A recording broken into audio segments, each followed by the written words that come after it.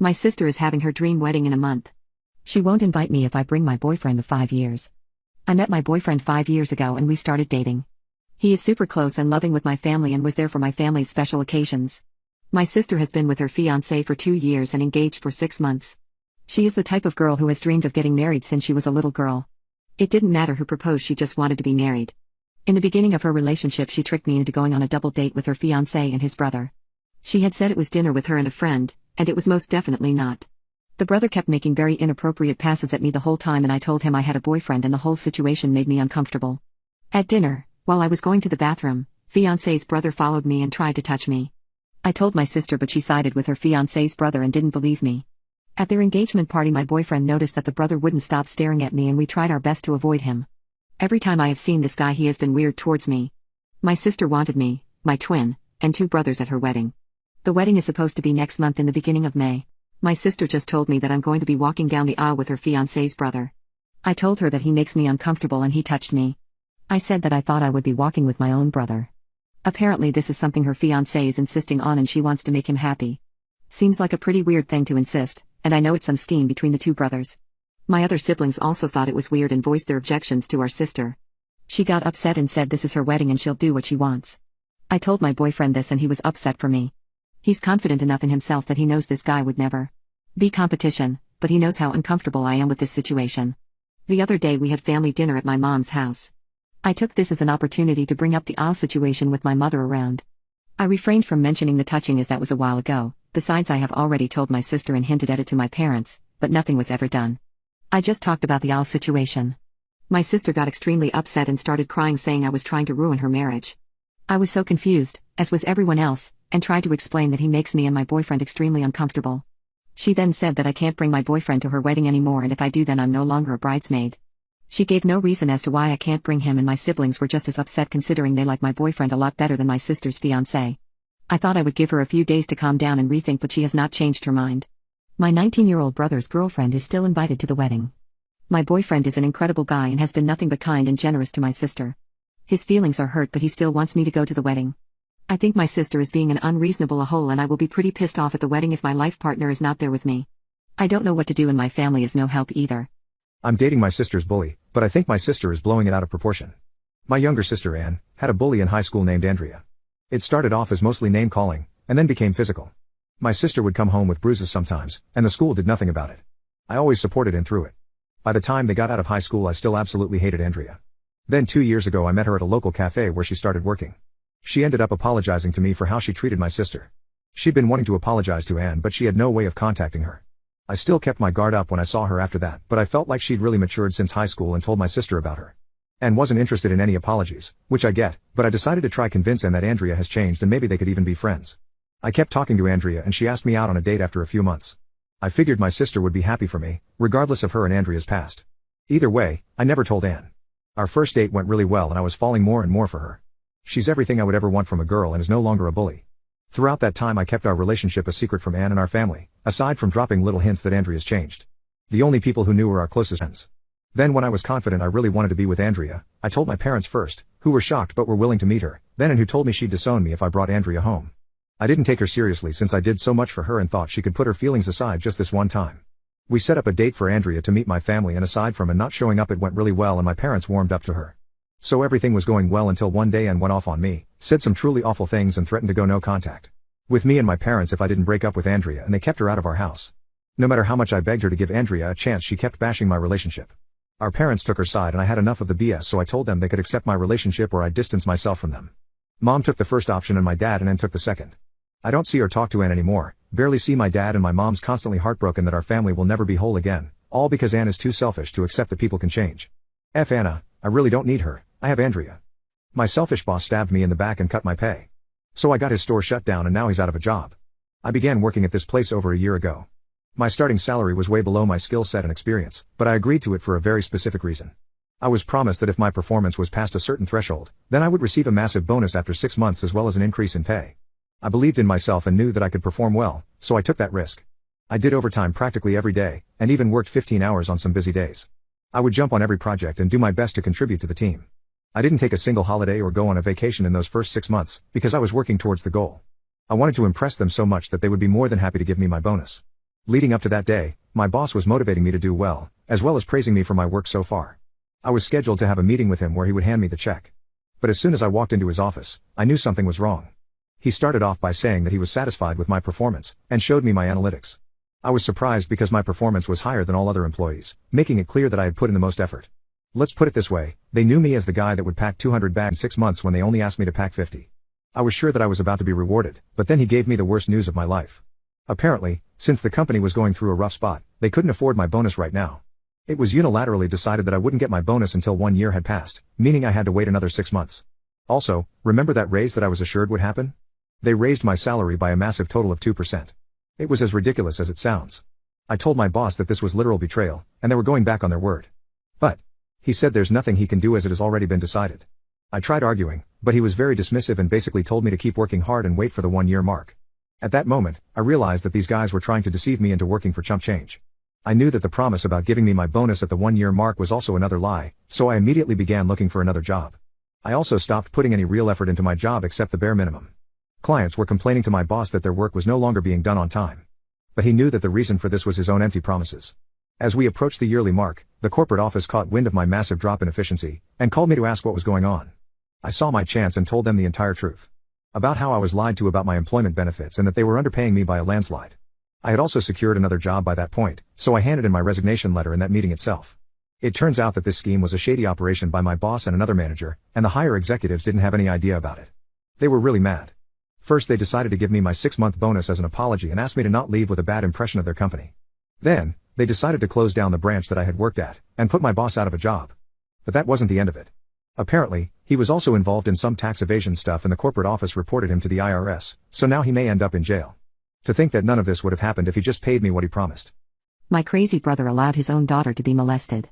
When I found out, I ran away with her and cut all contact. I have always had a close relationship with my niece. She is the sweetest girl ever and calls me her favorite aunt, even though I'm her only aunt. Her mom passed away during childbirth, so it was hard for my brother to raise her alone. As a result, I would often take care of her while he was busy. I would take her to movies, restaurants, and even go to her school as her guardian. I loved her a lot and didn't mind doing all that for her. I was actually unable to have kids with my husband, and it felt like she was filling an empty void in my heart. I knew it wasn't fair to my brother, but sometimes I treated her like she was the daughter I never had. I would tell her about girls-only nights, and we would fall asleep together while eating chips. Whenever I bought her a cake and a present for her birthday, she would always be so excited that the entire house would light up. She would make sure to keep thanking me for weeks after that. Last year was the same, but I noticed something odd this year. She recently celebrated her 12th birthday at my house, and I noticed that she wasn't as happy as I expected.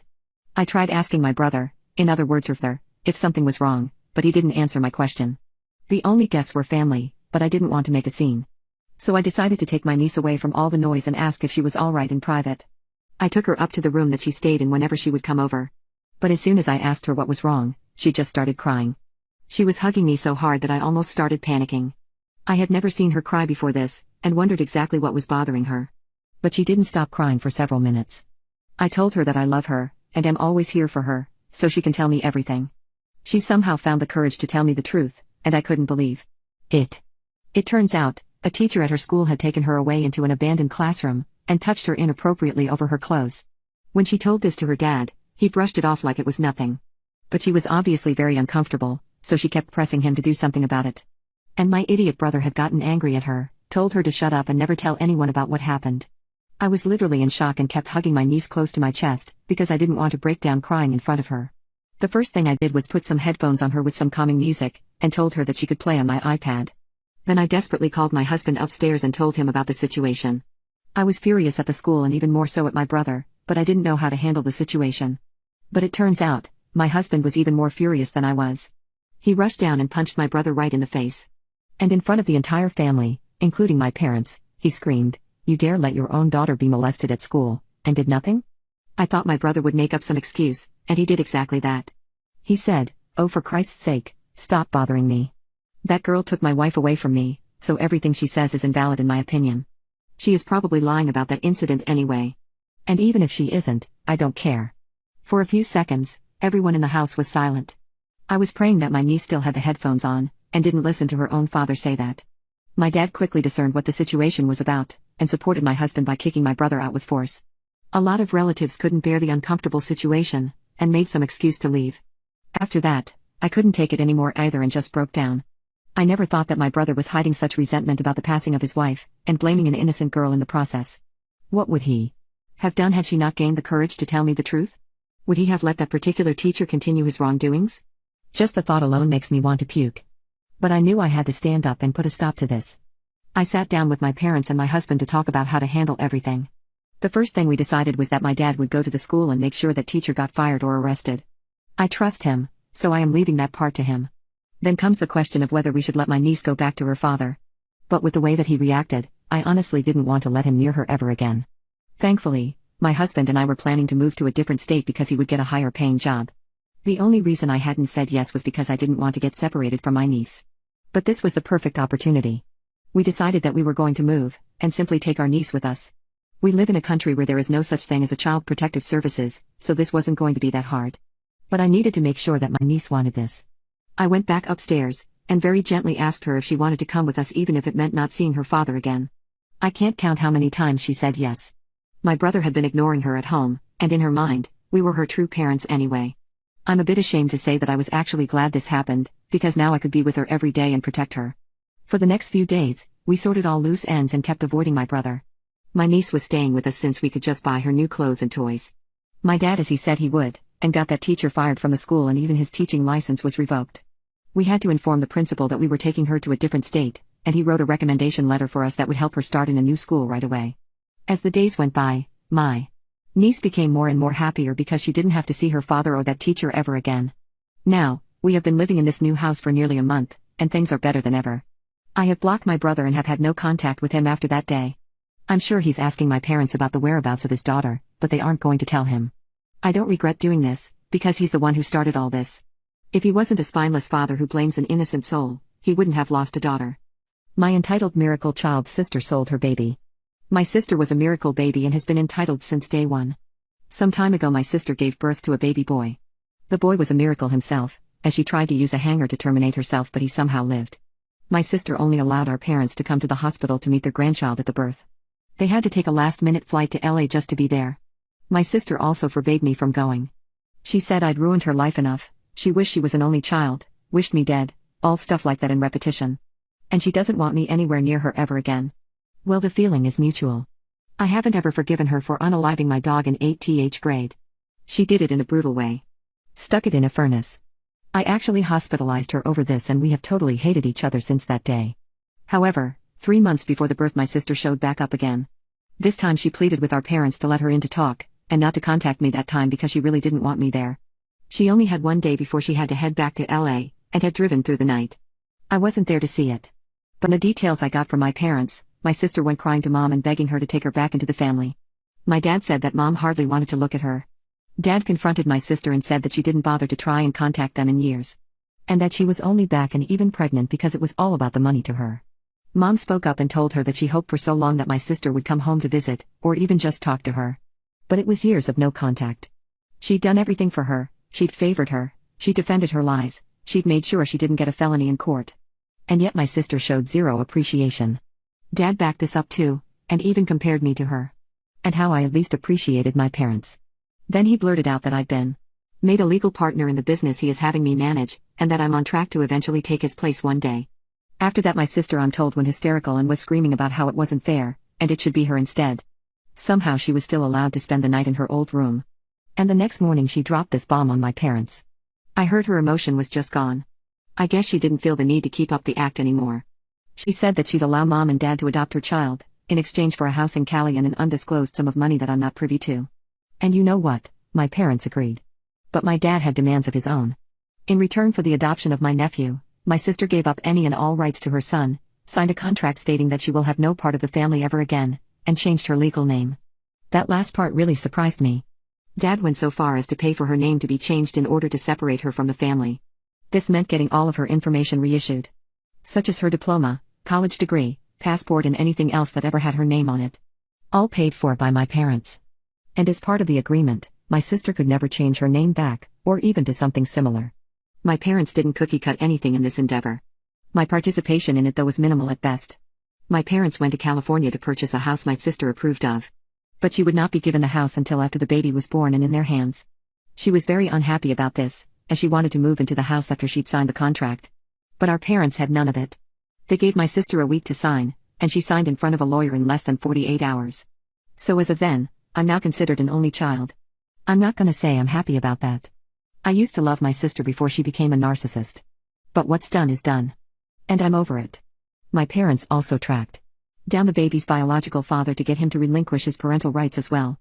My sister found out he went back to his hometown in Arizona after he abandoned her, and my parents went to see him before the baby was born. He had no problem signing away paternal his rights after a DNA test confirmed he was the father. He must have still been in cahoots with my sister, because he also wanted a house and a payout as compensation to sign away his rights.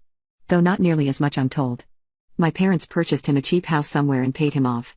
Well, I say cheap in comparison to the house they bought for my sister in LA. This was one expensive baby to adopt. But as my dad said, it's worth every cent to make sure my grandson has a future. My dad sold one of his smaller businesses to a competitor in order to get the money together without really affecting his other finances. Said competitor had been making him offers for years, and my dad wasn't that involved with the business anymore. So he finally took the offer, but only if they retained all of the employees already there, which they did. And now it's their name on the sign. But my parents didn't care because they fully adopted my nephew. When the child was born, my sister didn't even want to hold him. And I heard even once referred to the baby as that thing, which was beyond cruel. She even admitted she was planning to sell the baby in a closed adoption to someone else, had our parents not agreed to do it themselves. She got her house, and got her money. And then promptly cut contact all over again. So she's gone from our lives for good, and no longer related to us. I have been having an affair with my hot stepfather for years. But I just realized that he groomed me and I don't know what to do. My stepfather married my mom when I was just 7 years old, so he has been in my life forever. I remember how he used to take me on playdates when my mom was busy working. He would buy me toys and clothes, and even ask me to do a fashion show for him where I wore all the clothes I liked. Whenever I had to go to a school or sports event, he would insist on driving me instead of my mom. My mom had always been too busy to pay attention to me when she was single, so I was really happy to finally get a parent who cared about me. We would often fall asleep in each other's arms while watching movies at night. He even bought me a brand new phone with his contact information already in it. At the time, I was just a little, spoiled girl who didn't realize what he was doing. He would always accompany me while doing chores like cleaning and washing dishes, and he would get really handsy. When I reached 15 years old, I began thinking that my stepfather was a very attractive man. Whenever we went out, if I left him alone, then he would get approached by at least one girl asking if he was single. My friends would always comment on how handsome he was whenever I showed them his pictures. So I began feeling proud that he was my stepdad and not theirs, and even became a little possessive of him. Ever since I began thinking that, our relationship got a lot more intimate. If my mom wasn't home, we would sit in the same room and talk all day long. He would even hold my hand sometimes when I was having trouble at school. He also gave me a lot of compliments, calling me beautiful and that he wished he was my age. That being said, I never thought that our relationship would be anything more than that of a father and daughter, until I turned 18. He went all out for my 18th birthday and bought me a brand new car.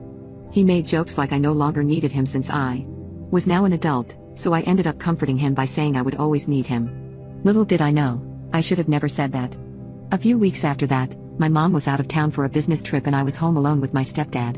Before leaving, I had a huge argument with her where she called me spoiled and entitled, so I wasn't in a good mood. I had also been wanting to buy some new clothes for a while, so I decided to go into his room and ask him if we could go shopping. But as soon as he laid his eyes on me, he started flirting with me. He told me to sit near him on the bed, and pulled me into his arms. He began telling me how angry he was when my mother was yelling at me, and that he loved me way more than her. He talked about what I had said on my birthday, and asked if I needed him right now. I wasn't a child anymore, and knew exactly what he was doing. He was making a move on me. He was married to my mother, so this was incredibly inappropriate, and I should have ran out immediately. But I was so angry at my mother that I wasn't thinking straight, and just wanted to get back at her. So I responded to his flirty advances and didn't resist when he began kissing me. That was the night when I had intimacy for the first time in my life, and it was with my stepfather. Afterwards, I didn't feel guilty at all and instead felt a satisfaction that I had never felt before. I was already thinking about doing it again the next time my mother would yell at me. The tension between me and my stepdad increased a lot, and he became even more touchy with me. He would constantly seek physical contact with me even outside of intimacy, and say that he is recharging his battery. When my mom returned, he argued with her to give me more freedom since I was an adult. To my surprise, she agreed but also said if I wanted more freedom, then I should move out. My stepdad quickly shut that down, however, by claiming that it was his house and I was welcome to live in it for as long as I wanted. I was really happy he said that, and thus our relationship continued. Whenever mom wasn't home, me and stepdad would hook up in my room. We would even drop hints that we wanted to do it when my mom was at home, and almost got caught at times. I began avoiding all other boys besides him, thinking that he was all I needed. But when I turned 21, everything changed. I often watched documentaries with my friends, and they said that watching one about a criminal would be a great way to celebrate my birthday. So we did exactly that. The problem is, this documentary was about a man who had groomed his daughter. As soon as I heard the title, a shiver ran down my spine. Thankfully, my curiosity got the better of me and I ended up watching it. In the documentary, this guy had married the girl's mother when she was just 5 years old, and slept with her when she was 15. He isolated her from the world and made her think that he was the only one who cared about her. Halfway through, I was sure that my situation was just like the girl in the documentary, except the isolation part. It was terrifying how I never even realized that I was being groomed by my stepdad. All those gifts when I was younger, all those compliments, all those times we hung out with just the two of us, he was planning on sleeping with me from the start. The reality of what he had done, and the fact that I had actually helped him in cheating on my mother, it hit me all at once. I just couldn't watch anymore and ran out, ignoring my friends who were asking what was wrong. I came home and shut myself in my room, and haven't left ever since. I don't know what to do. My heart hasn't stopped beating loudly and I am so scared. I no longer want to be with him. But I have nowhere to go. I don't have enough money to get my own place. And even if I run, I'm pretty sure that he will follow me and bring me back. I just had a baby with the wrong woman. Jess and I have been together for 3 years and now we've started to think about having a baby. She said it was her lifelong dream to be a mother and wanted to be able to be a stay-at-home mom for at least 2 years before working again. I obliged because who was I to deny my wife's wishes? So we tried for a baby, and tried, and tried. We didn't know what was wrong, but I could see it was taking a toll on Jess's mental health. She believed there was something wrong with her, that maybe she was infertile. So we both got tests done to see what the problem was. Except, there was nothing wrong with either of our bodies. This gave Jess new hope and she insisted we try more frequently. There wasn't a day where we didn't try. Now as a man, I know I should be happy to be having intimacy this much, but holding Jess during aftercare every single time made me realize I didn't want this at all. I wasn't ready to be a father. Kids are so much responsibility, and because Jess wanted to be a stay-at-home mom, that meant I had to work extra hard to provide for 3 people. Baby things are not cheap in the slightest, and there were so many things I wanted to do with Jess before we did something with this level of commitment. She always talked about seeing the 7 wonders of the world and I always wanted to take her to do that. But this baby puts a halt in those plans. Because I didn't really want to confide in anybody that I knew about these things, I hired a therapist. So for 3 days every week after work, I would go talk to my therapist. She was this woman who carried herself with confidence and I knew she contained so much wisdom in that head of hers. She was only a few years older than me too, so it really impressed me that she could give me all this advice that would help me improve my life. So, after beating around the bush for a week, my therapist told me to just spill it. She knew I was holding something back, the real reason I didn't want this baby. It wasn't the expenses, or the long work hours. No, it went much deeper than that. She wanted to dissect my brain piece by piece and inspect it in a way that would make her understand all my thoughts. I allowed her, of course, because this is what I was paying her to do. Some advice she gave me was to just stop and look. Stop and listen to the world around me. Don't move too quickly or else I might miss the bane of my existence. So I did just that. Whenever I was in a crowded place or I was feeling overwhelmed, I closed my eyes, took a deep breath, and listened. I did this several times, and each time, it brought a smile to my face. I felt at ease because I would always see this woman. She had long black hair, a diamond-shaped face, and eyes so brown they resembled the dark void I always found myself in. Just seeing her smile melted my heart. Hell, it could have the ability to melt any cold heart out there. Seeing her was like seeing art displayed in a museum where you're so captivated by it you just stop and stare to admire every single perfection and every little flaw. Seeing her so often made me realize this mysterious woman wasn't so mysterious. Because she had black hair and a diamond face, I chalked it up to it being Jess. But upon closer inspection, I realized it was actually my ex Rachel. I panicked, but when that happened, I was told to stop and look, but that would mean I had to see Rachel, which would cause me to panic. It was a looped cycle. At my next appointment, I told my therapist of my dilemma and she said that's why I can't have this baby with Jess. I'm still attached to Rachel. That's when I realized I wasn't over Rachel as I thought I was, because whenever I looked at anything, I would get random flashes of Rachel with the exact thing I was looking at. I dreaded going home now, wondering what would cause me to slip up, or if I had to tell Jess about it.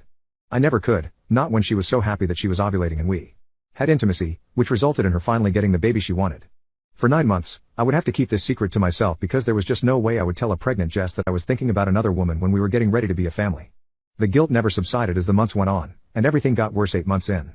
I had decided to skip my therapy session after work one day. I was still in therapy because I needed someone to tell my problems to, since Jess wasn't an option, not just because I didn't want to see how she would react, but because she was pregnant and had to deal with her own problems. So, I go to a random bar nowhere near where I live, hoping that an iced drink would help me clear my thoughts. Except when I went up to the bartender, I think I stopped to listen because the woman's face from before appeared in front of me. There was that same warm smile and eyes that were the windows to my soul, leaving me entranced. There was something different this time, though. This time, She spoke. "Hi, how can I help you?" she asked. I blinked, and realized I was actually face to face with Rachel. I kind of stared at her like a fish out of water and she laughed. "Don't be so surprised to see me, Ben," she said. There was no doubt about it. That was Rachel, as I live and breathe. My Rachel. I apologized and ordered my drink. It was a slow night at the bar, so she took the opportunity to sit with me and talk. We reminisced about our time together and talked about what our lives look like now. She's single, but living with her best friend in an apartment she was more than happy to give me the address to. She was radiating and refreshing to see. It wasn't until I blabbed that my wife was having a baby that she suddenly needed to get back to work. I felt dumb for mentioning that, as it ruined our conversation, but I took it as a sign to go home to my wife. I tried my best not to visit Rachel after finding out where she worked, but I didn't try hard enough and I found myself skipping my therapy sessions to be with her. Eventually, we exchanged phone numbers, but I tried not to text her too often because I knew my wife wasn't going to be happy about it.